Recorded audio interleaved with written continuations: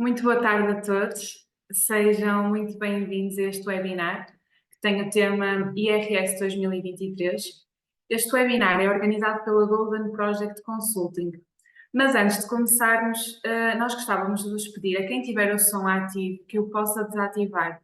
E podem fazê-lo no ícone do canto inferior esquerdo do vosso ecrã. E aí podem desativar o som. Relativamente às questões que possam surgir durante a apresentação, estejam à vontade para enviar as vossas questões pelo chat ou até quando nós temos uma parte nesta apresentação que é reservada a questões. E nessa altura também, se quiserem, podem em viva voz fazer a vossa questão. Mas, como eu referi no início, este webinar foi organizado pela Golden Project Consulting, que é uma empresa com mais de 17 anos de experiência no mercado, conta com 9 profissionais disponíveis para vos ajudar em áreas como contabilidade, recursos humanos, fiscalidade e consultoria também. Mais do que um prestador de serviços, a GPC propõe-se a ser um parceiro de negócios. Pronto, vamos então iniciar este webinar com a doutora Jéssica Cavadas, a quem eu passarei a palavra. Olá, boa tarde a todos. Desde já quero agradecer a todos a vossa presença. Neste webinar falaremos em termos do IRS, mas mais em função de dar-vos umas noções e de ser mais uma questão generalizada do IRS. Desde já aproveito a todos. Se tiverem alguma questão, como a Andreia disse, no final estamos abertos a esclarecer as questões todas que quiserem colocar. Então, numa fase inicial, quando vamos submeter a declaração modelo 3 do IRS, temos que ter duas questões em atenção. Primeiro, que rendimentos é que vão estar sujeitos à sua tributação, que é a incidência real, e depois quem é que está sujeito a apresentar a declaração de IRS. Relativamente então à incidência real, eu vou abordar aqui as categorias que existem, ou seja, os nossos rendimentos que temos ao longo do ano, e eles são tributados em categorias diferentes. E aqui vamos dar um bocadinho de noções em que categoria se enquadra cada tipo de rendimento. Então, relativamente à categoria A, é um rendimento de trabalho dependente.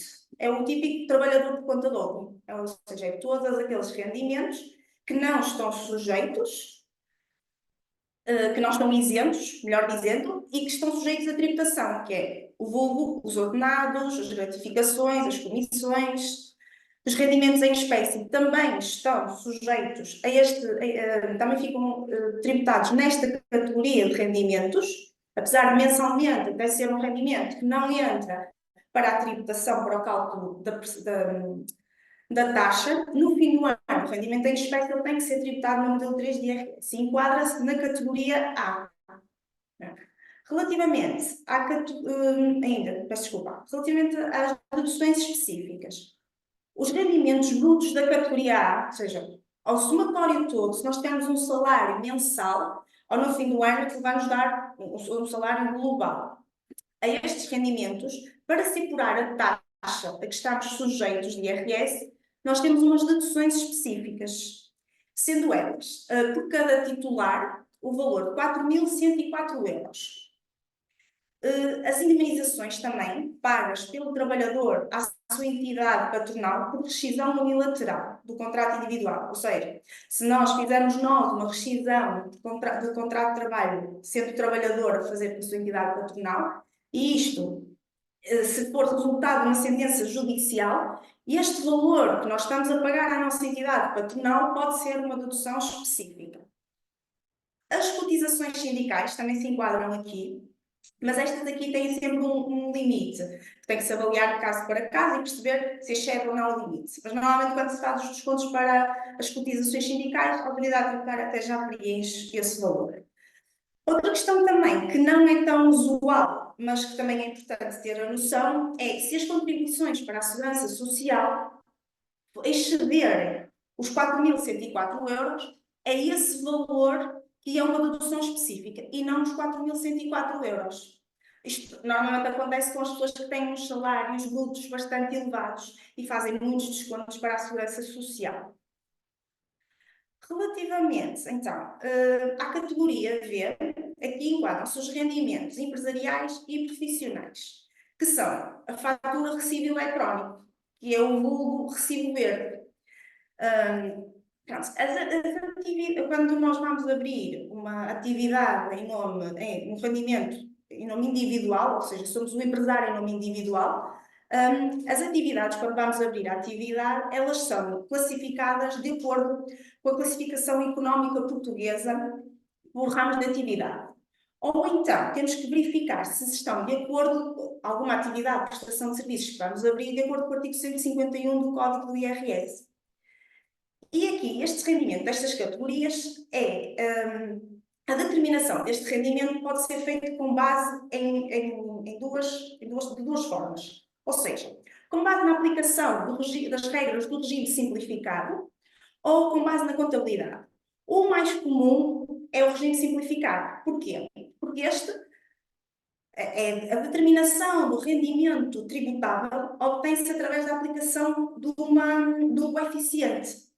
E é aqui que entra a importância de classificar bem a nossa atividade. Porque se a nossa atividade profissional estiver enquadrada em nenhum daquelas listagens do artigo 151, ela vai ter uma tributação, que será 75%. Mas se, por exemplo, estiver naquele 1519, que é o mais usual até, que é os outros prestadores de serviços, aí a tributação é só de 35%. E até porque, nesta questão, é preciso ter atenção, porque elas até têm campos diferentes no modelo 3. Portanto, é preciso ter alguma atenção e cuidado a quando a abertura da atividade e saber classificá-la de forma correta. Com base na contabilidade, isto aqui já tem maior complexidade. Temos que perceber se as despesas são superiores a 25%, se o volume de negócios também vai compensar. Com base na contabilidade, tem outras despesas associadas, como ser obrigatório ter um contabilista certificado. Pronto, tem outro tipo de complexidade. Portanto, o mais comum é efetivamente no regime simplificado. Depois temos a categoria E, que é os rendimentos de capitais. E aqui enquadra-se, os mais comuns é os juros, são todos os juros que nós recebemos, mas os mais comuns até são os depósitos, ou depósitos à ordem, ou os que temos a prazo, ou até mesmo aqueles que agora usa-se muito, os certificados de aforro, os de tesouro, no CTT, eles vão gerando juros. E esses juros são classificados, têm que ser tributados e são classificados nesta categoria de rendimentos. Outros que também são usuais é, por exemplo, que também se enquadra aqui, por exemplo, sou sócia de uma empresa e até empresto dinheiro e tenho um contrato de suprimentos, por exemplo, e ele vence juros. E esses juros que eu vou recebendo também têm que ser enquadrados neste rendimento de capitais, ok? Eles enquadram-se aqui. Depois, categoria E, é os rendimentos prediais. E estes aqui consideram-se rendimentos as rendas dos prédios rústicos, ou seja, é o senhorio, digamos assim, é o mais normal, é o senhorio que vai declarar no seu modelo 3 de IRS se tiver uma casa arrendada. É nesta categoria que eles se enquadram. Os incrementos patrimoniais são as mais-valias, as mais comuns são as mais-valias sobre bens imóveis. E aqui é o exemplo mais prático, aqui há muitas nuances que tem que se terem atenção quando se faz uma declaração de IRS com esta categoria. Porquê? Mas em termos genéricos, né? Eu compro uma casa por um valor e depois vou vendê-la por outro. A diferença é que é mais-valia. Isto depois é que é abatido as despesas, temos que perceber se é habitação própria ou permanente, mas em termos mais comuns, mais práticos e de uma forma mais prática, para se perceber o que é mesmo a mais-valia é mesmo esta diferença. Assim como, por exemplo, nas partes sociais, é quando também somos, por exemplo, temos uma cota numa empresa, compramos a cota por 100 euros e amanhã vamos vendê-la por 200, esta diferença tem que ser tributada na sede particular do contribuinte e é nesta categoria que ela se insere. Okay?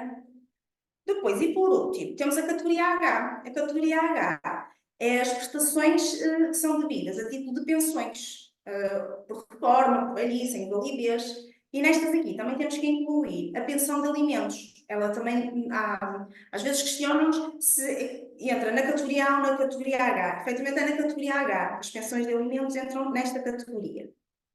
ok? Pronto. E a incidência real são estas 6 categorias em que temos que enquadrar os nossos rendimentos. Mas agora a questão é também, temos que perceber, como disse no início, a incidência pessoal, ou seja, quem é que fica sujeito a IRS? E que rendimentos? Temos duas questões, as pessoas que estão residentes em Portugal e os não residentes. Os residentes em Portugal, ou seja, a pessoa que tem residência fiscal em Portugal, tem que apresentar a sua declaração de IRS de todos os rendimentos que ofere aqui em Portugal. E também os que tem que incluir se obtiver rendimentos fora de Portugal. Por exemplo, um residente português que tem rendimentos de categoria A, aqui em Portugal, tem que os declarar.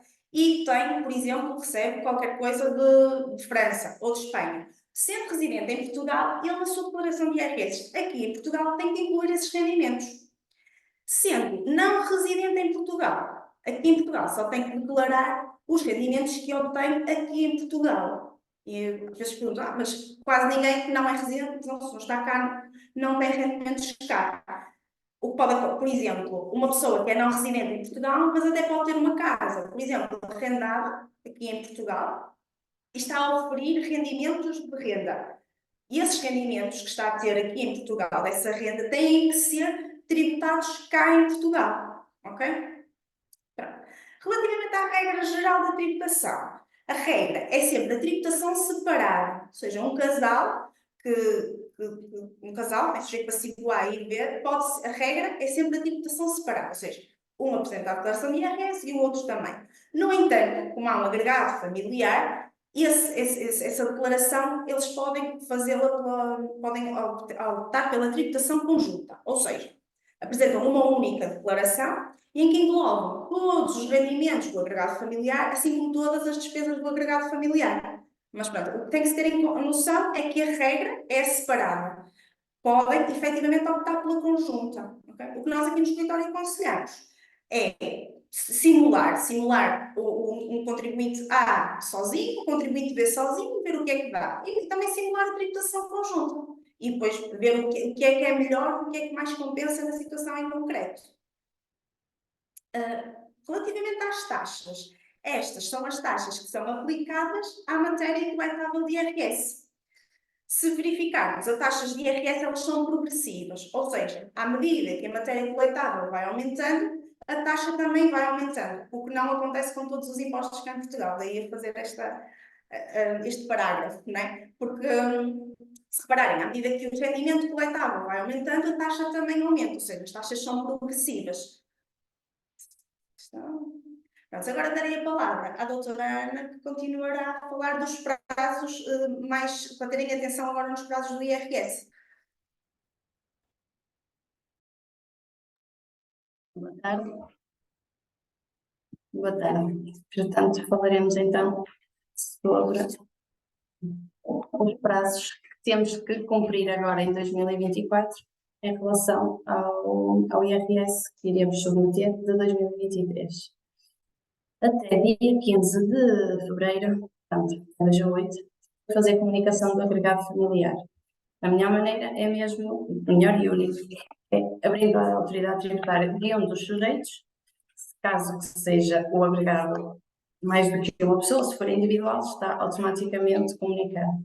No caso de ser mais do que um sujeito, temos que, na barra de pesquisa, dá perfeitamente agregado familiar, há de aparecer depois este campo e aqui ao clicar aparece quem é que queremos acrescentar e pomos os números de contribuinte respectivos.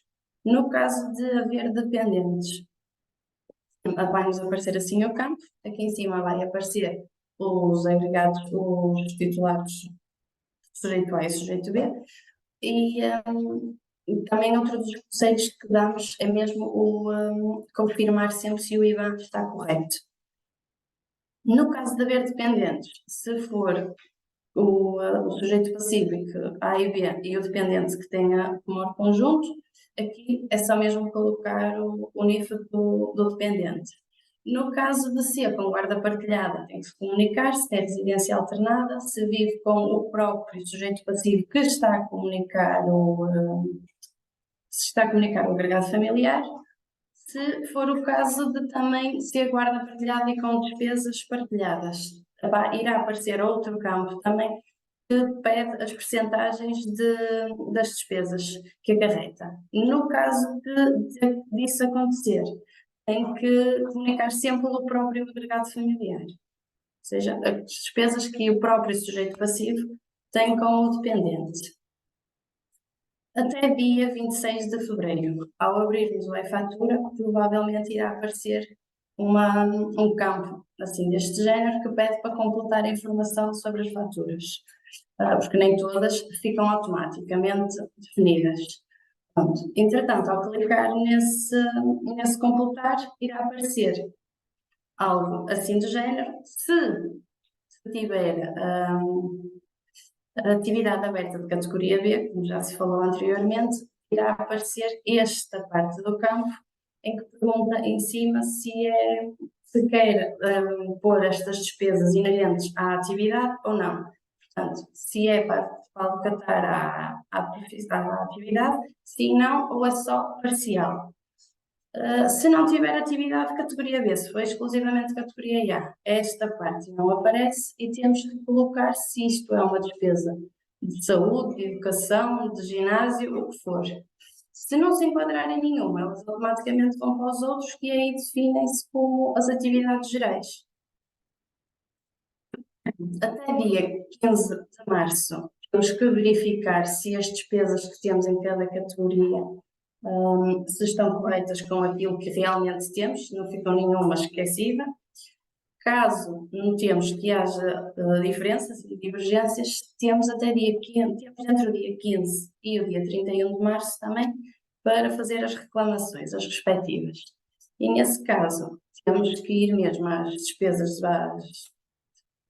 para deduções à coleta, fazer a respectiva reclamação no setor específico e pôr o valor que se acha que não está correto e fundamental, como é óbvio.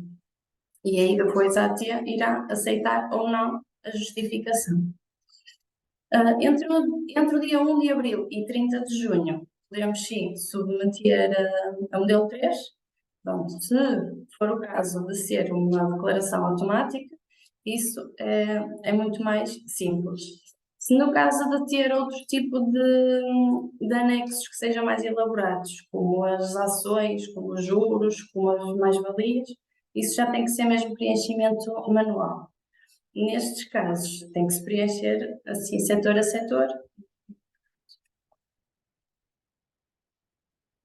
No dia 31 de junho, irá receber em casa uma declaraçãozinha deste género, em que vem com a sua nota de liquidação, que é o que é, os campos todos destinados, respectivos valores que teve a deduzir e os rendimentos que obteve. Se for caso de ter IRS a pagar, terá aqui depois em baixo uma referência, pagamentos ao Estado normais, com importância, e tem sempre até dia 31 de agosto para fazer o pagamento. Caso não queira fazer o pagamento logo de uma vez só, pode-se parcelar em planos prestacionais, também simular até dia 31 de agosto, e fazer um plano prestacional junto da autoridade tributária, colocando o valor das prestações que prestacionamos para fazer os pagamentos, e ao simular ela aparece-nos os valores que temos por cada prestação. Dado isto, estando tudo completo e tendo completado a informação toda das faturas, há de nos aparecer assim algo parecido no e-fatura. E aí também conseguimos ver, no fundo, as despesas que já tivemos durante o ano e o que é que conseguimos deduzir. No caso de haver dependentes, até 3 anos, um dependente deduz à coleta 726 euros. Até os 6 anos, deduz 900. No caso de ser, por exemplo, mesmo 2 dependentes com uma idade inferior aos 3 anos, deduz 900 também cada um, já é mais do que 2 dependentes. Acima dos 6 anos, cada dependente deduz os 600 euros ao agregar à dedução. Já nas deduções de despesas gerais, o valor máximo é os 250 euros por sujeito passivo, o que ajuda a suportar é mesmo só 35% do valor suportado, lá está, em qualquer membro do agregado. Por cada sujeito passivo deduz 35% das despesas gerais que tiverem, com o limite dos 250 euros. Tendo deduções, as outras deduções de IVA suportado, como as reparações de automóveis, como as manutenções dos monociclos, alojamento, cabeleireiros e ginásios, tudo isso deduz apenas 15% do IVA, não é da despesa geral, mas sim só do IVA que acarreta a despesa, com também o valor máximo dos 250 euros. Já nas despesas de saúde, que podemos deduzir tudo que seja receita, as despesas que tenhamos, sejam isentas de IVA ou com taxa reduzida a 6%. Também entram as receitas que tenham, peço desculpa, também entram as despesas que tenhamos com mesmo receita, mesmo que o IVA seja a 23%, mas que se tiver receitas conseguimos deduzir 15% do valor até o limite dos 1000 euros. No caso das despesas à educação e formação, se tiver, dá para deduzir 30% das despesas com a educação, até um limite máximo dos 800 euros. Se for um estudante que esteja deslocado, o agregado familiar pode descontar também essas despesas com o ensino em 30% conforme relativamente ao arrendamento, com o limite também saldo dos 300 euros. Se for as duas situações em simultâneo, o valor não é diferenciado, porque senão daria 1100, se fica só pelos 1000 euros. No caso de haver benefícios fiscais, porque às vezes nos perguntam como é que eu posso ir buscar mais do meu e arranjar conseguir ser maior reembolsado e então uma das opções que se pode fazer mesmo é os planos de poupança-reforma, que isto tem limites, só dará mesmo 20% do valor depositado e se for uma pessoa com uma idade inferior aos 35 anos, pode ter um limite de dedução de 400 euros. Se for outra pessoa entre os 35 e os 50, só dará mesmo 350. Uma pessoa com idade superior aos 50 só consegue deduzir cerca dos 300 euros.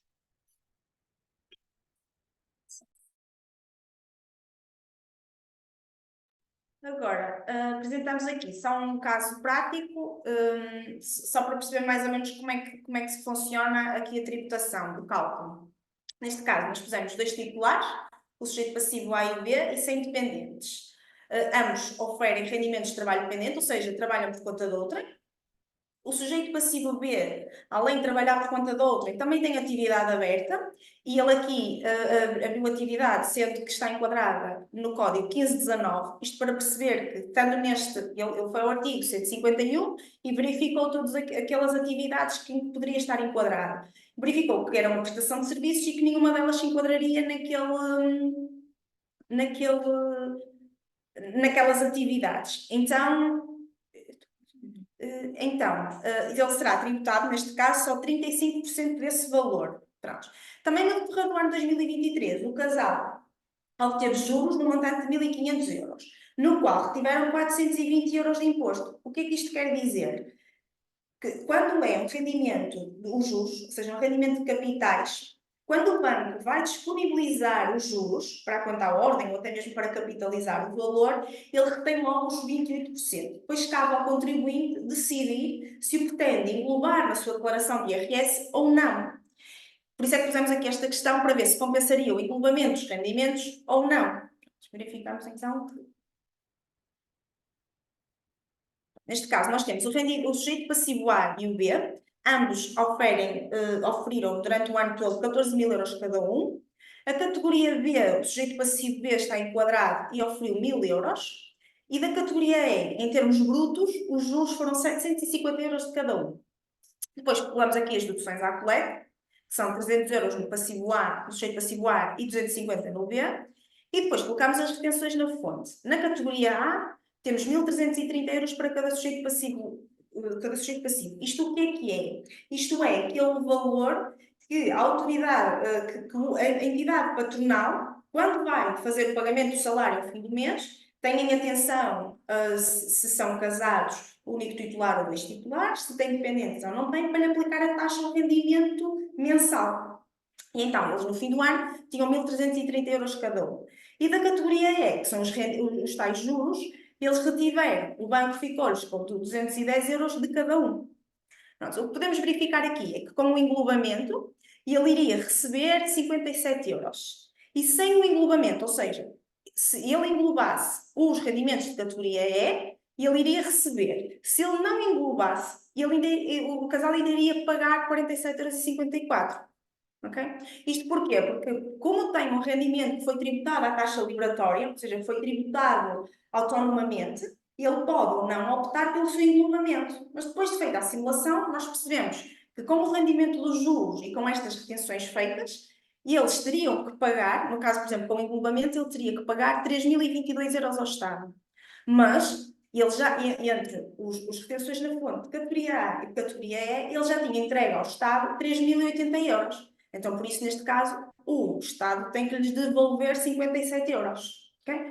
Sem englobamento, a coleta, ou seja, o valor que eles tinham que pagar ao Estado por todos os rendimentos que oferiram durante o ano, eram 2.700 euros. Mas o total das retenções eram só 2.060 e então, nesse caso, teriam que pagar à autoridade tributária, ao Estado, 47 euros.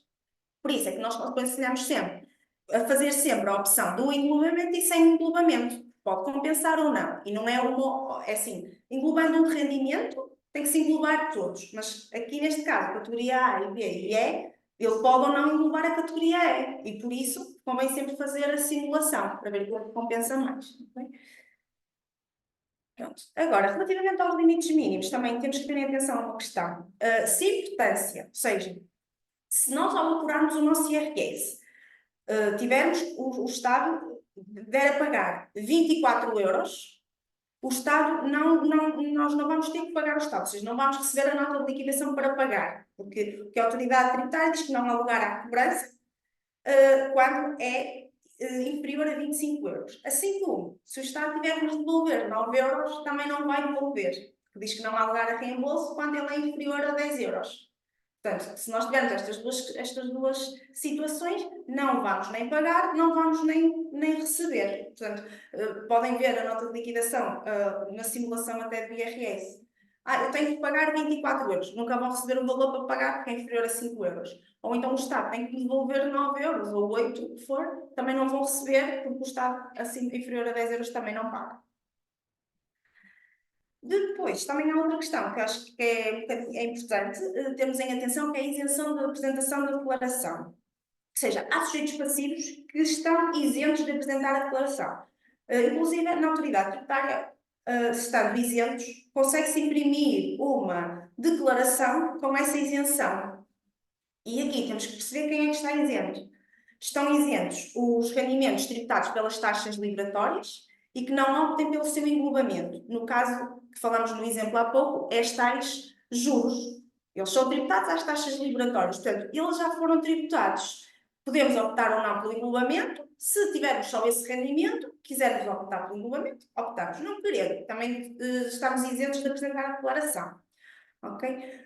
Relativamente aos rendimentos também de trabalho dependente ou pensões, desde que o montante seja inferior ou igual a 8.500 euros e não tenham sido sujeitos a retenção na fonte. Okay? Eu até posso ter um rendimento inferior a 8.500 euros, mas se tiver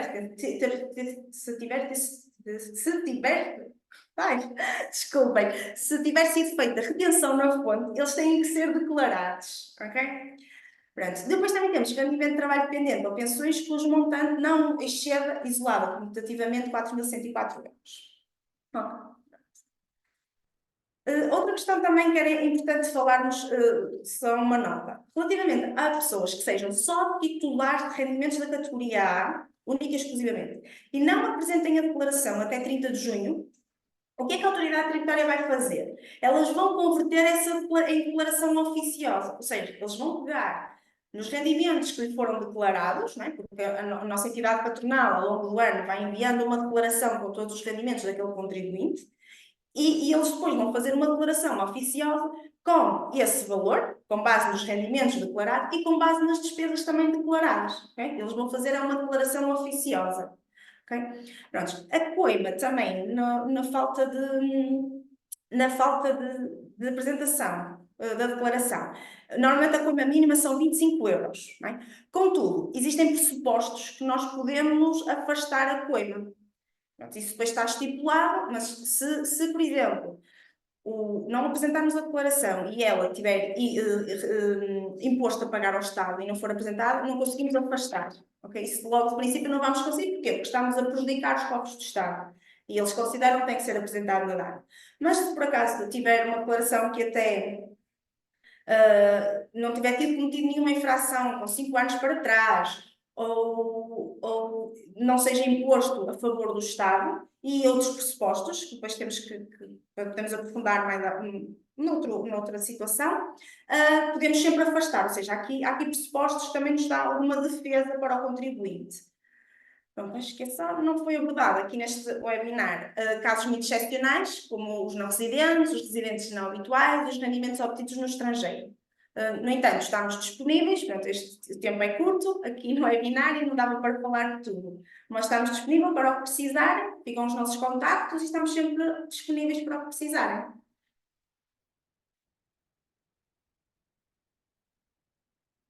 Obrigado, doutora Jéssica e doutora Ana Oliveira.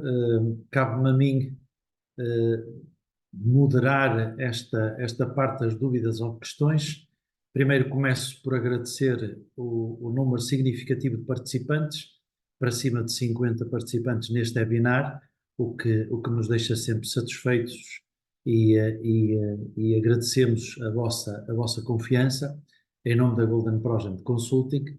E nesta altura fico a aguardar que possam colocar no chat as vossas perguntas e, como também é habitual nestas circunstâncias, enquanto vão pedindo ou vão pensando naquilo que pretendem ver esclarecidos, recordar uma vez mais que a Golden está disponível para poder ajudar qualquer um de vocês, quer nas questões e nas dúvidas e nos exemplos que foram aqui apresentados. Naturalmente não conseguimos de forma exaustiva passar todas as questões em causa e todos os casos particulares, e no caso em concreto fomos àquilo que é, digamos, as regras gerais.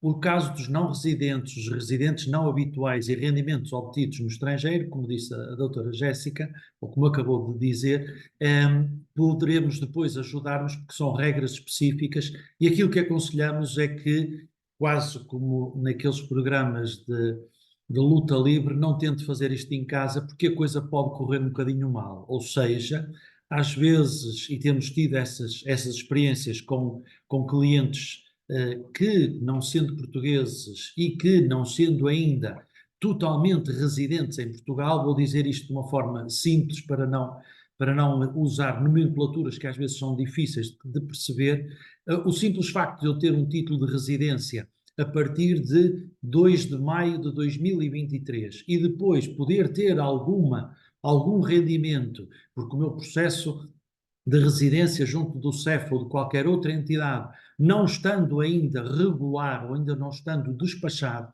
e estamos a falar de uma entidade que foi extinta e quem a substituiu ainda continua a ter muitos atrasos, pode acontecer que eu, ao preencher a minha declaração de IRS, me esqueça desse pormenor e vou considerar uma declaração normal do dia 1 de janeiro a dia 31 de dezembro. É o suficiente, se eu não for ao campo específico colocar esta particularidade, é o suficiente para eu ter uma declaração errada, entre outros problemas, e a geração, ou poder depois receberem liquidações oficiosas, porque gerou o próprio sistema essa mesma liquidação oficiosa. Portanto, há que terem alguma atenção estas circunstâncias.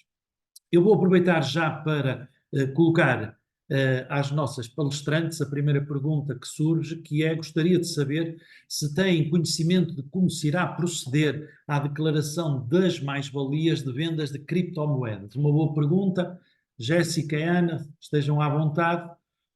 Gostaria de vos dizer também que se houver alguma questão mais específica ou alguma circunstância que não vos ocorra agora, mas que ao fim do webinar ou após receberem esta apresentação ainda puder ficar alguma dessas dúvidas, vão ter os nossos contactos e podem por escrito, via telefone, presencialmente, se nos quiserem visitar nas nossas instalações de Vila Nova de Gaia, estejam completamente à vontade, podem perfeitamente virem ou tirarem essas mesmas dúvidas. Então vamos às criptomoedas, que é tema da moda. Força! Então, boa tarde. Relativamente à questão colocada, nós também temos que perceber se está enquadrada, as criptomoedas estão enquadradas na categoria B ou não, porque ela sendo na categoria B tem uma taxa diferente, ou seja, teríamos que analisar e ver o caso em concreto para perceber se elas têm que ser declaradas ou não na modelo 3 do IRS. Por causa dessa questão, porque imagino que elas até são relativas a uma atividade empresarial, elas têm uma tributação. Se for relativamente só porque a mais-valia mesmo da venda e da compra das criptomoedas, teríamos que ver um caso em concreto para ver que taxa é que se aplicaria e se aplicaria, porque nem sempre as criptomoedas nem sempre são tributadas. Okay. Não sei se respondi, mas também qualquer questão podem ficar com contacto e vemos o questão em concreto para mais fácil analisar, mas tem sempre esta questão, por causa de saber se enquadra na categoria e se tem atividade, lá está, aberta, como categoria B, e se as mesmas fazem parte dessa atividade ou não.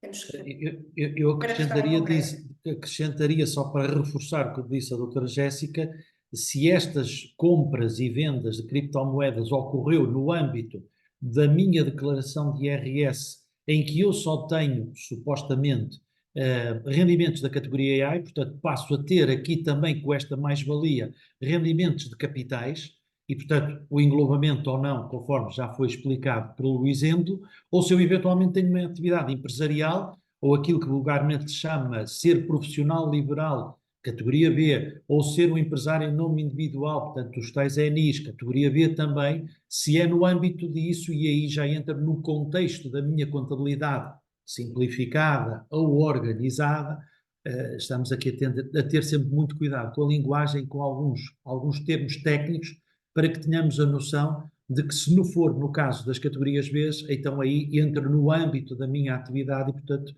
é na mesma relevado para rendimento, mas não é feita a tributação autonomamente. Portanto, só para termos esta noção. Entretanto, uma outra questão que nos chega é no que diz respeito às rendas, quanto aos rendimentos do alojamento local, este é enquadrado na categoria B do IRS, porém pode-se optar pela categoria F. Qual a vantagem de optar pela categoria F? Pergunta a Graça Amaral.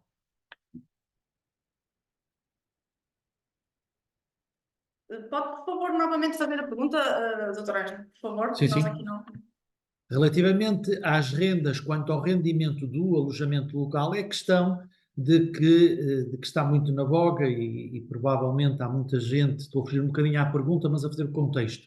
Há muita gente que espera que no dia 11 de março possa haver é difícil, será à frente, mas que possa haver aqui alguma alteração, porque a questão dos alojamentos locais tem sofrido nos últimos anos, como todos nós sabemos, alterações significativas. E a questão em concreto é, relativamente ao alojamento local, se este é enquadrado na categoria B do IRS, porém se pode-se optar pela categoria F. Qual a vantagem de optar pela categoria F?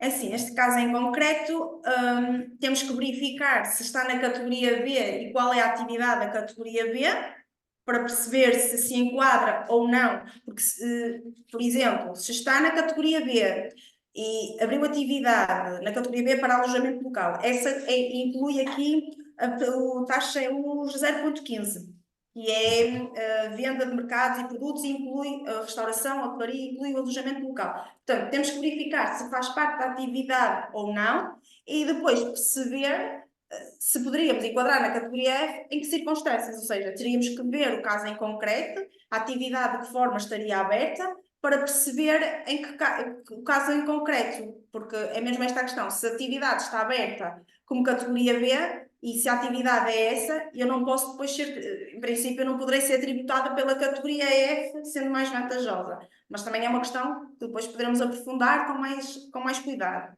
Mas é mesmo esta a questão, tem que se perceber em que está enquadrada a categoria B, em que o contribuinte está aberto, tem a atividade aberta.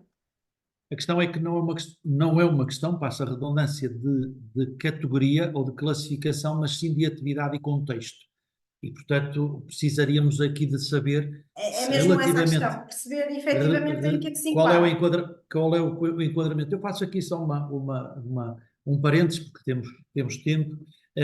Uma das maiores preocupações que nós temos e que em vários fóruns temos manifestado aos vários intervenientes e àqueles que de alguma forma representam a AT, é que muitas das vezes quando nós cidadãos vamos iniciar a atividade, coletar-me, já todos nós ouvimos esta expressão, coletar-me, vou para iniciar a atividade, gostamos que do lado do balcão, agora até já são quase, a maior parte dos casos, as repartições financeiras já são mais secretárias do que propriamente balcão, mas gostamos muito de ouvir contabilidade simplificada. O que é que isto quer dizer?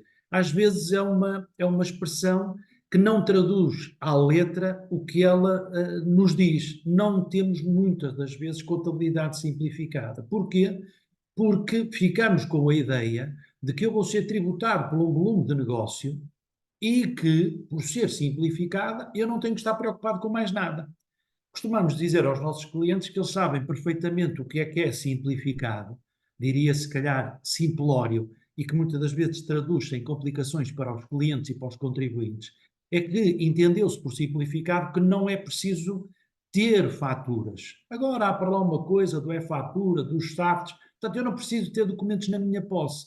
Ora, se eu tiver uma atividade comercial de serviços e não tiver documentos na minha posse, seja ou não regime simplificado, a pessoa que me trata da minha contabilidade, que eu espero que seja um contabilista certificado, ou a pessoa que preenche a minha declaração de IRS, não tem documentos na sua posse para poder considerar o custo, e é necessário o documento, mas também, se for o caso da atividade empresarial, vamos chamar assim, não tem um documento para poder eventualmente deduzir IVA. E, portanto, esta questão do regime simplificado, da parte das finanças, muitas das vezes, traz-nos este dissabor que é o facto de não termos esta percepção real da necessidade e dos documentos. Portanto, nunca se esquecerem desta circunstância.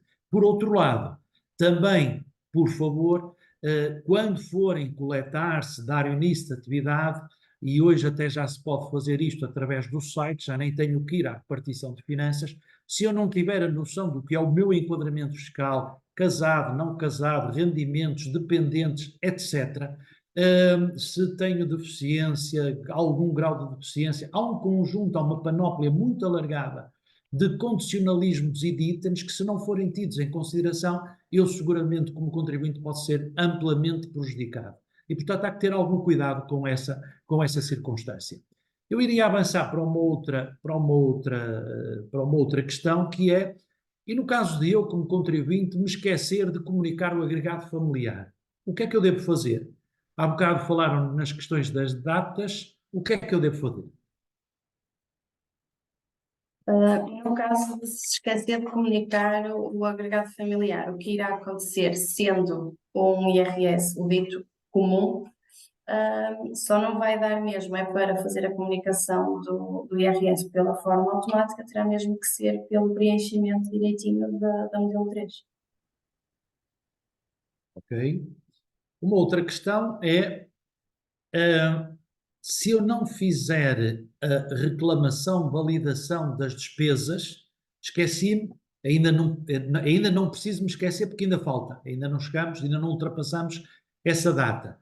Mas se por acaso, por qualquer motivo, mais à frente eu esquecer-me de ter validado estas despesas, o que é que em concreto me pode acontecer?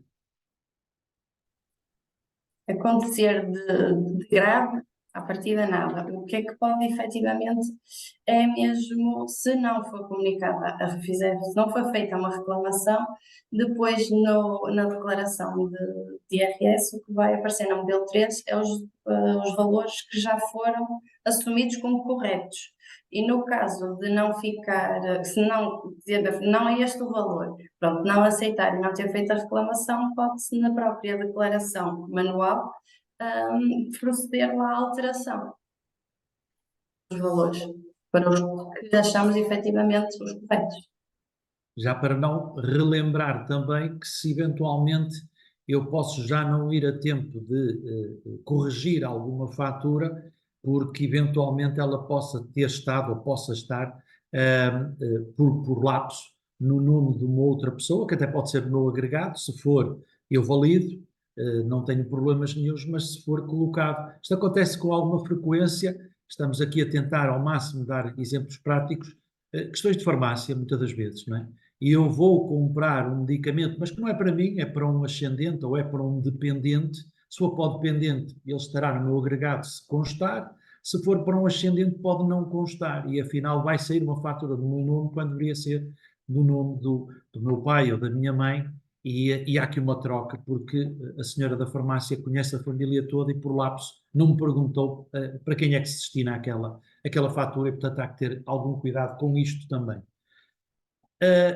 Eu gostava de colocar uma outra questão que nos está a aparecer aqui também no chat. As declarações de início de atividade têm as instruções sobre obrigações contabilísticas de acordo com a atividade e o volume de negócios declarado. Esta é uma pergunta de alguém que nos fez a questão, mas não colocou o nome. Eu presumo, não sei se é por estar na área, mas presumo que entenda, mas se for o caso da minha percepção errada, por favor, digam. Eu julgo que a questão aqui, relativamente aos inícios de atividades, das instruções, das obrigações contabilísticas, tem uma de duas coisas.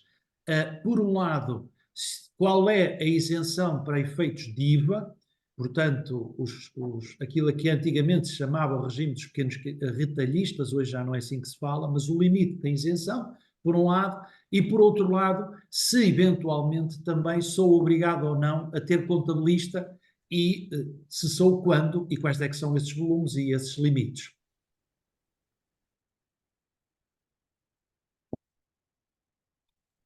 Posso?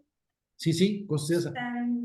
Então, se acho que se perceba bem, quando estamos a abrir a atividade, que é os rendimentos que vão ser tributados em categoria V, temos que ter sempre também em atenção a questão do volume de negócios. Que houve a questão que era 13.500, passou para 14.500 e agora é 15.000 euros. Ou seja, se durante o 2024 ultrapassar os 15.000 euros, imagine, um exemplo, eu abro agora a atividade, abri agora em janeiro, por exemplo, e coloquei lá que o meu volume de negócio, uma estimativa, era 13.000 euros. E, por isso, fiquei enquadrada no regime de isenção do artigo 53. Estou isenta de IVA. No entanto, quando eu ultrapasso no ano civil anterior, por exemplo, agora em 2024, se eu ultrapassar os 15.000 euros, eu, em janeiro, tenho que apresentar uma declaração de alterações, dizer que passo a estar enquadrada no regime normal de IVA, e em fevereiro já tenho que começar a passar os recibos verdes com IVA.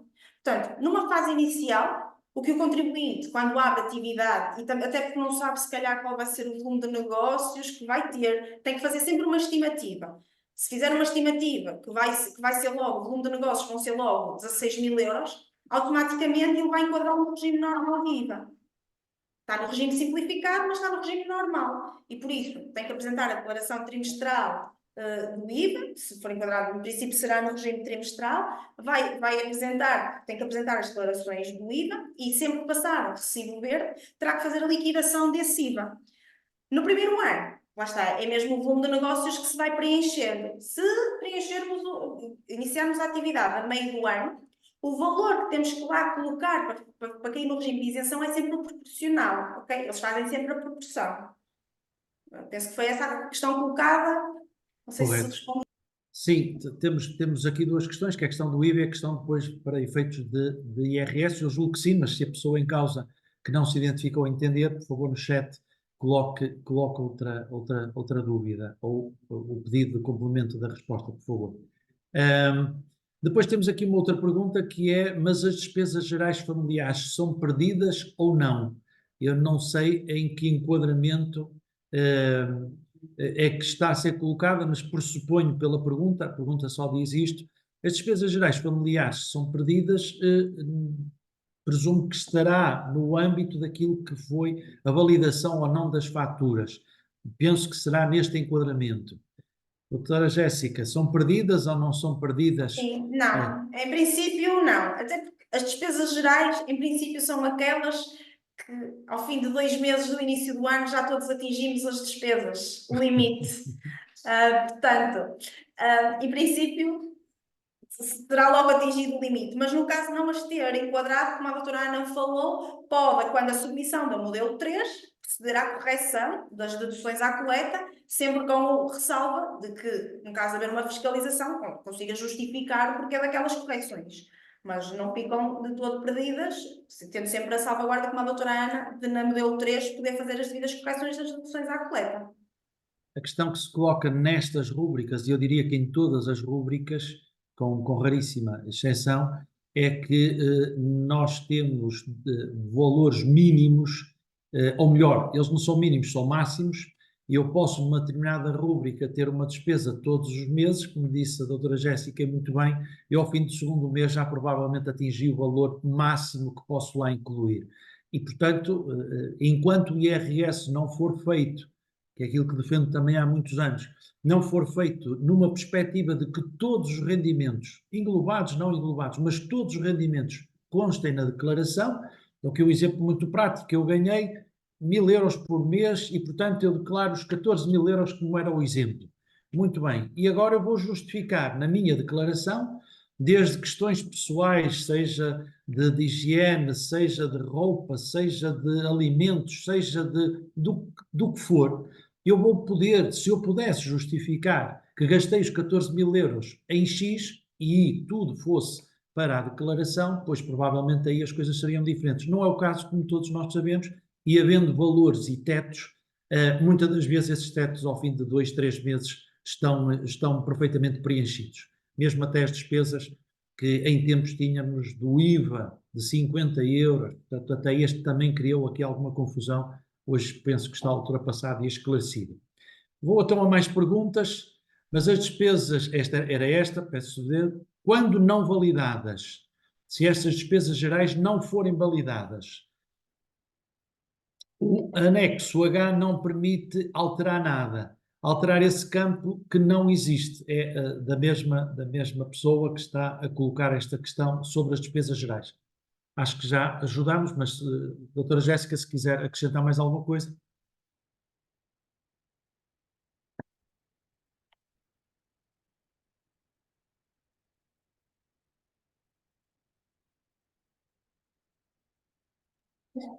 Entretanto, era mesmo, eu acho que na altura que foi a pergunta também foi colocando mesmo isso. Há uma opção lá que a gente tem que dizer se concorda ou não no anexo H com os valores que foram declarados no e-fatura. E ao pormos sim ou não, aparece abaixo os campos para podermos fazer as alterações. Ok, estão-nos a dar a informação no chat de correto, portanto, penso que ficou resolvido. Outra pergunta é: por quanto tempo ou por quantos anos temos que guardar os comprovativos das despesas? Nas empresas, como sabemos, são 10 anos, é uma coisa que já nem se usa, mas ao nível do IRS, por favor, quanto tempo, quantos anos? Liguem, por favor, o micro. Sim, para guardar mesmo os documentos a nível de um IRS comum, são mesmo 5 anos. Se for um IRS com categoria B, que tem efetivamente, como a doutora Ângela estava a dizer, IVA, já terá que ser os 10 anos. Portanto, algum cuidado com esta circunstância, porque a lei geral é de 5 anos para o IRS, mas é só se for categoria A e H, pensões, se não tiver rigorosamente mais nada. Se eu adicionar a isto, eu ou o cônjuge, ou alguém do agregado, a questão de atividade profissional, aí já cai no âmbito do código de guardar os 10 anos e, portanto, não se esqueçam desse pormenor, por favor. Ok? Eu queria colocar uma outra pergunta, muitas das vezes também, enquanto aguardamos por novas perguntas no chat, até que valor pode o subsídio da refeição estar isento de IRS? Este é um valor que se atualiza habitualmente todos os anos. Poderemos dar o valor para 23, que é do IRS de 23, mas se calhar esta pergunta tem mais interesse para hoje, IRS de 24, por favor. Então, era aquela questão que falei quando falei do rendimento de categoria A. Por exemplo, o IRS ele tem dois limites. Se a entidade patronal pagar em cartão ou pagar em dinheiro. Se pagar em dinheiro, ela tem um limite de 6 euros. Ou seja, se a entidade patronal pagar o subsídio de refeição, mas imagina que lhe atribui 8 euros, mas esses 8 euros são pagos em dinheiro, e esse valor, dos 6 aos 8, esses 2 euros, vão ser tributados em sede IRS. E vão somar ao rendimento daquele mês, e até pode, às vezes, que acontece, saltar a taxa, okay? Por causa desse valor. Mas a isenção é até aos 6 euros em dinheiro. O mesmo acontece em cartão, só que a isenção no cartão é de 9,60 euros. Ou seja, tudo o que for pago em cartão de subsídio de refeição acima dos 9,60 serão tributados em sede de IRS. Quando a doutora Jéssica está a falar em dinheiro, isto é uma simplificação de linguagem, porque hoje, efetivamente, já não se deve receber em dinheiro, porque os valores, até nas próprias repartição de finanças, quem vai pagar impostos sabe que acima de 500 euros já não se aceita dinheiro e, como o salário mínimo é mais do que os 500 euros, os valores não devem ser pagos em dinheiro, mas sim ou cheque ou transferência bancária. Portanto, aqui é esta a questão do dinheiro, significa Sim. a transferência. A transferência Esse bancária. dinheiro incluído no salário, a transferência do salário. Exatamente, salário. é isso. Se for eventualmente em tickets de refeição ou em cartão de refeição ou Coberflex, sem querer fazer publicidade a ninguém, mas muitas das vezes as empresas ou os colaboradores têm estes benefícios, aí a majoração existe, conforme a doutora Jéssica comunicou também. Para o IRS de 23, tivemos uma novidade no Orçamento de Estado que se chama IRS Jovem. No caso de IRS Jovem, como devo proceder? Eu comecei, não fui eu, alguém que pergunta, comecei a trabalhar em 23, é verdade que posso ter um desconto no IRS? Sim, é verdade. Nós, inicialmente, isto do IRS jovem, ao longo do tempo, o benefício tem sido mudado. Agora até para 2024, sim. Ou seja, o que pode fazer é, das duas uma, ou agora na declaração, por exemplo, de IRS, se não tiver sido feita a retenção mensalmente, ou seja, se não informou a entidade patronal que vai querer beneficiar do IRS jovem, o que é que a entidade patronal fez? Aplicou a taxa como se fosse um trabalhador dito normal, não é? O que pode fazer agora é, na declaração da modelo 3 do IRS, colocar essa opção. E aqui será feito aos cálculos de forma a usufruir do IRS jovem. Em alternativa, se quiser, durante o mês, ter um valor líquido superior, pode informar logo a entidade patronal que vai querer usufruir do IRS jovem, e a entidade patronal mensalmente faz os cálculos, que normalmente é a diferença, porque no primeiro ano tem uma isenção, no segundo tem outra, no terceiro e quarto, quinto tem, ou seja, as isenções vão diminuindo. Portanto, informa a entidade patronal, ele faz-lhe as contas e desconta-lhe só pela diferença, digamos assim. Mas tem que informar, se quiser esse benefício mensalmente, terá que comunicar à entidade patronal para eles também reter menos valor. Caso contrário, opta na declaração de U3 de IRS no fim do ano. Penso que respondi à questão, não sei. Acho que sim. A questão do IRS jovem e da possibilidade de se poder solicitar à entidade patronal que seja o escalão abaixo do IRS. Não esquecendo que se eu estiver a descontar no escalão abaixo, durante ano de recebimento vou ter mais liquidez, vou ter mais dinheiro, porque estou a descontar menos, naturalmente, mas depois, no ano a seguir, quando for acertar as contas do IRS com a AT, posso não ter tanto reembolso ou posso até ter mesmo que pagar. Há que simular para esse efeito. Uma outra pergunta: se recebermos ajudas de custo ou quilómetros, vamos ter que declarar no IRS?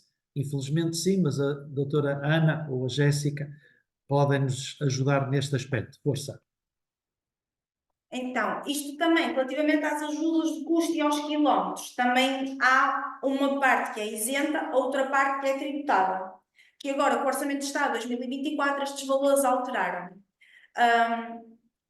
Antigamente, eram, por exemplo, nos quilómetros, eram 36 cêntimos por quilómetro, ou seja, se a entidade patronal quisesse pagar um valor por quilómetro de 50 cêntimos, poderia fazê-lo, sem qualquer problema, mas a parte dos 36, que agora são 40, pronto, dos 40 ao restante valor, aos 50, 60 cêntimos, essa parte é tributada. O mesmo acontece com as ajudas de custo. Há um limite que é isento, no entanto, a entidade patronal nunca está proibida, não é? Nem nunca de pagar sempre mais, no entanto, excedendo o limite, essa parte é sim tributada em sede de IRS do contribuinte. Portanto, a resposta sim, vai haver tributação, vai ter que inserir na respectiva declaração de IRS, porque, e já agora dizer que isto vai estar sujeito a cruzamento, porque a entidade patronal também vai considerar o custo desses mesmos mapas de quilómetros e de ajudas de custo. Portanto, há que ter isso em atenção. Isto não foi sempre assim e portanto, há aqui uma alteração a esse nível. Há aqui uma outra pergunta que é: o IRS jovem também se aplica à categoria B?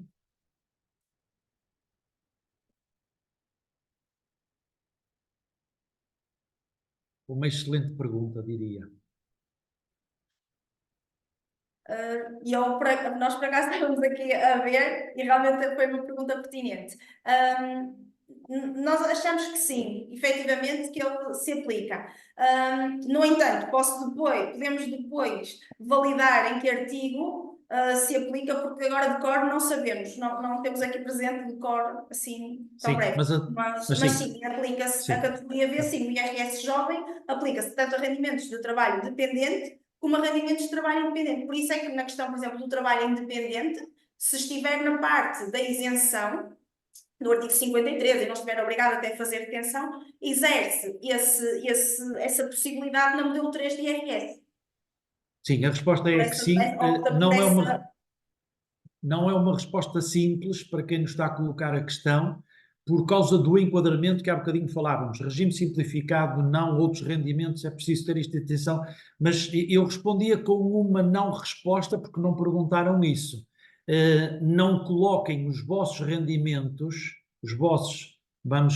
vou admitir que estou a falar para pais, não coloquem, pais, os vossos rendimentos em nome dos vossos filhos para entrarem no rendimento do IRS jovem. Isto porquê? Porque depois é preciso conferir e validar todas as outras regras. Nós em Portugal temos às vezes um bocadinho a ideia de contornar e a regra está feita para que não seja contornada. É preciso respeitar todas as outras regras de idade, qual é a proveniência do rendimento, etc, etc, etc. Se engloba ou não, ou se está ou não no agregado familiar. Portanto, há aqui um conjunto de várias circunstâncias, mas quem nos está a colocar a questão, se nos quiser enviar um e-mail para o geral@goldenproject.pt ou até fazer um telefonema, estejam completamente à vontade para nos dar o enquadramento da situação real e concreta, porque a resposta é sim, mas há aqui questões que não podem ser descuradas. No caso do estudante em Erasmus, no estrangeiro, como podem ser declaradas as despesas de alojamento e transporte?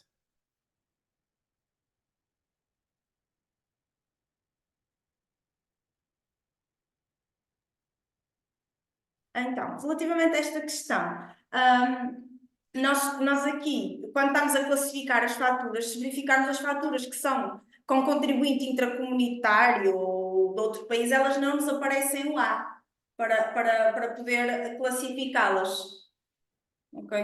Porque aqui não é fatura, apenas nos aparecem as faturas com o NIF português, ou seja, porque nós aqui em Portugal estamos obrigados, ou melhor, as empresas a quem nos passam faturas estão todas obrigadas à comunicação do SAF da faturação. E daí agora as despesas irem automaticamente automaticamente para a autoridade, para a autoridade tributária, por isso é que as conseguimos classificar. Mas elas dá para inserir manualmente.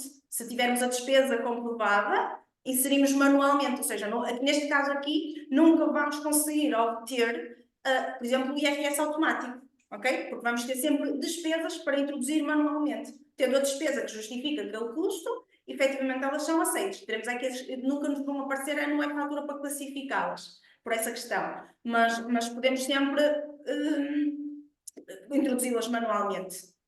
E relembrar que essas despesas têm que estar em nome das pessoas, ou dos filhos, ou dos pais, mas em princípio será do filho, do estudante que está, que comprove e juntar, não esquecer o comprovativo de pagamento, porque isso também ajuda naturalmente a validar a informação que está a ser inserida, como diz a doutora Jéssica muito bem, está a ser inserida na declaração, para que não falhe.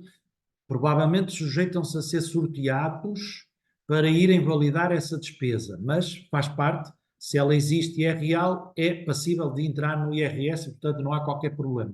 Há aqui uma outra pergunta que é a ajuda de custo ou quilómetro dentro dos 0,4, portanto dos 40 cêntimos por quilómetro, também temos de declarar no IRS? Sim.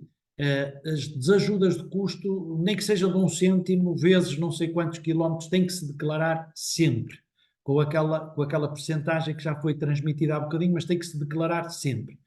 Se for acima dos 40 cêntimos, também como à semelhança do que foi transmitido pela doutora Jéssica há bocadinho no cartão, no subsídio de refeição. Se eu estiver acima, para além do IRS, ainda vou ter que pagar também Segurança Social, porque é considerado aquilo que se designa juridicamente e fiscalmente remuneração em espécie. E, portanto, está sujeita a IRS e está sujeita à Segurança Social, podendo, inclusive, até, também como já foi explicado, fazer com que eu suba de escalão de IRS. Eu tenho um crédito à habitação e a prestação está a subir, todos nós sabemos isto. Vou pagar menos IRS por este facto?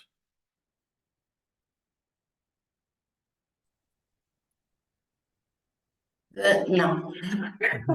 Infelizmente não, infelizmente não. Infelizmente não.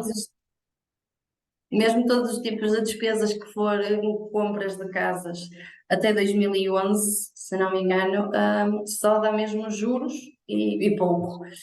Casas, todas as aquisições superiores a 2011 é para levar com as despesas só.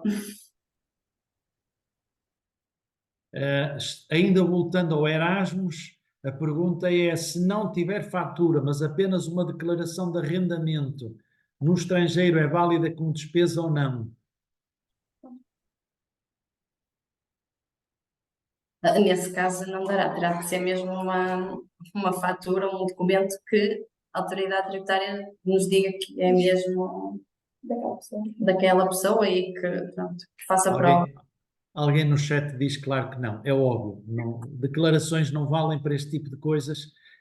Tem que ser documentos validamente contabilísticos, validamente aceitos pela AT. Portanto, a identificação das partes, quem presta o serviço a quem presta, as moradas, os números de contribuintes, os valores, o que é que está em causa. Uma simples declaração não vale para este tipo de circunstâncias, não corram riscos, porque não há necessidade de o acontecer, até por aquilo que acabámos de dizer, ou que a doutora Ana acabou de dizer relativamente à parte da prestação da casa, do crédito à habitação. O valor, o teto, em 2 meses atinge-se e, portanto, infelizmente, mesmo estando-se a pagar muito mais por mês, globalmente no ano dá mais, mas isso não faz com que haja mais reembolso. Ok? Continuando no Erasmus, tenho um contrato de arrendamento, mas o arrendatário parece não querer passar outro documento, mas não chega, porque o contrato de arrendamento é um contrato que vincula as partes, mas depois é necessário que, do outro lado, declarem essa circunstância.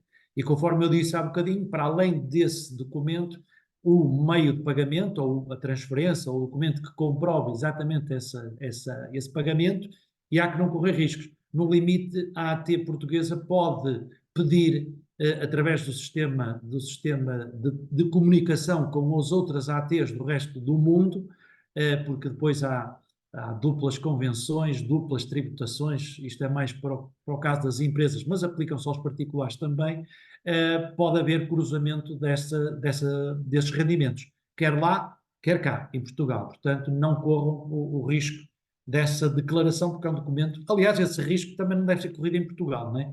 Há senhorios que também, e não é preciso estarmos a falar de Erasmus, que estudantes não passam recibos de renda. Uma simples declaração não é um documento válido para este efeito e há que ter cuidado com isso. Ok? Nós já ultrapassamos o nosso tempo, a nossa hora para tratar do IRS de 23. Há bocadinho falaram da questão dos suprimentos. A questão que eu iria colocar não tem tanto a ver com o IRS, mas pode ter, é a circunstância de que eu sou empresário, sou gerente e sócio de uma empresa, emprestei dinheiro à minha empresa, fiz suprimentos, estou sujeito a algum imposto, tenho que declarar esse imposto ou não na minha declaração. Então, o que é que tem de declarar na declaração é se os juros, em princípio, a empresa, quando lhe pagar os juros, também está obrigada a fazer uma retenção. Sou obrigado a fazer contrato desse empréstimo, desses suprimentos? Sim, tem que haver um contrato onde mencione que vão-se vencer juros, quais as taxas, ou seja, tem que haver, é como se fosse um contrato com um banco. Só que, E sendo um efetivamente, contrato- a empresa não recorreu à banca, mas sim ao sócio. E, por sua vez, ele sendo- também tem direito a receber juros por um capital que está a emprestar, à empresa. não é? Por estar a fazer um empréstimo de um capital. E Portanto, não tem que esquece- haver um contrato, não e é? não Porque até esquece- por ser sócio até pode levar uns juros de 10%. Isso não é assim tão... Tão óbvio. Se Oh, levar 10% e não levar a taxa de referência do Banco de Portugal, vai ter que declarar isso como rendimentos de capital e, portanto, há que ter algum cuidado com isso. Sim, os suprimentos têm que ser reduzidos a escrito e não esquecer que, para além do rendimento ser declarado na esfera pessoal e é considerado como custos na esfera da empresa, ainda está sujeito a imposto de selo. Como disse a doutora Jéssica, e muito bem, não esquecer que é como se fosse um empréstimo junto de uma entidade bancária e esta cobra imposto de selo. Para terminar, e se calhar é a pergunta que todos nós gostaríamos de ter respondido e que todos gostamos, porque há muita gente que eu ouço dizer que quando recebe o reembolso de IRS vai de férias, a pergunta é se este ano, qual é o prazo para o reembolso de IRS e se há algum limite máximo para esse mesmo reembolso. E se não houver mais nenhuma pergunta no chat, com esta pergunta então fechávamos esta área de pergunta e resposta. então, nós nunca recebemos reembolso de valor superior às retenções que fazemos. Portanto, no limite, recebemos as retenções que fizemos ao longo do ano. Okay? Portanto, há pessoas que, por exemplo, um casal que tenha um salário até mais ou menos 100 filhos, até desconta muito mensalmente, chega ao fim do ano, se calhar não consegue rever o valor todo que viu. Mas a questão é, nós nunca vamos ver um valor de IRS, nunca vamos receber um valor de IRS superior àquele que retivemos durante o ano. Isso, não. Muito O bem. limite é Portanto, aquilo que retivemos, ok?